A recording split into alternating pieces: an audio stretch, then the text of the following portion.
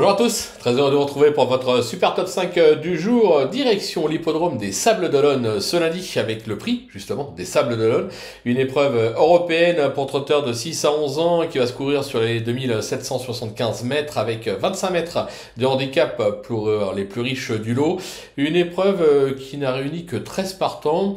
On n'est pas sur le plus gros lot de l'année, mais ce qui devrait logiquement nous amener à quelques surprises à l'arrivée. En effet, il suffit qu'il y ait un favori qui déçoive pour qu'il y ait un gros outsider qui rentre dans la bonne combinaison.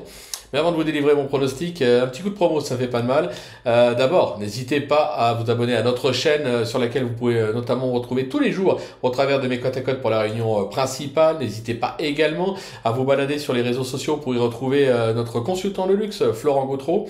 Important également à noter, actuellement, et pour toute ouverture de compte sur Genibet, vous pouvez bénéficier jusqu'à 200 € de bonus hippique et 50 € de freebet sport. Voilà, il est temps maintenant de passer à mon pronostic. Surtout, bien évidemment, attendez la fin de l'émission pour connaître mes impasses. Allez, mes bases. Le numéro 5, Harrison de Plessis. Le numéro 3, Kimi Di Quattro. Le numéro 10, Girl de Bassière. Le numéro 7, Ortino. Le numéro 12, Urella. Et enfin, le numéro 4, Donizetti. On passe à l'analyse. Allez, c'est parti. Ma pépite, vous l'aurez compris, c'est donc le numéro 5, Harrison de Plessis, qui traverse une belle passe actuellement avec notamment deux deuxièmes places enregistrées à Vichy et Vincennes. Se protéger de Philippe Boutin excelle sur la piste des Sables d'Olonne sur laquelle il affiche 75% de réussite. Eric Raffin commence à bien le connaître. À mon sens, il ne doit pas descendre du podium.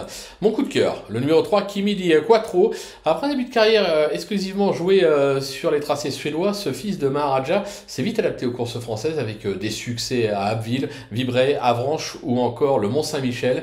Il s'est également déjà bien comporté à Vincennes avec 2 accessibles pour 3 tentatives. Il possède vitesse et tenue, idéalement engagé au premier poteau et confié à Mathieu Abrivard. Il s'annonce évidemment redoutable. Pour mon bruit d'écurie, ce sera le numéro 10, Girl de Bassière, qui avec maintenant 2 parcours dans les jambes, ne devrait plus être trop loin de son bon niveau. Cet élève de Cyril Chenu a rivalisé avec de bien meilleurs trotteurs par le passé. Même en s'élançant du second poteau, elle a son mot à dire. En tout cas, son entourage est très confiant.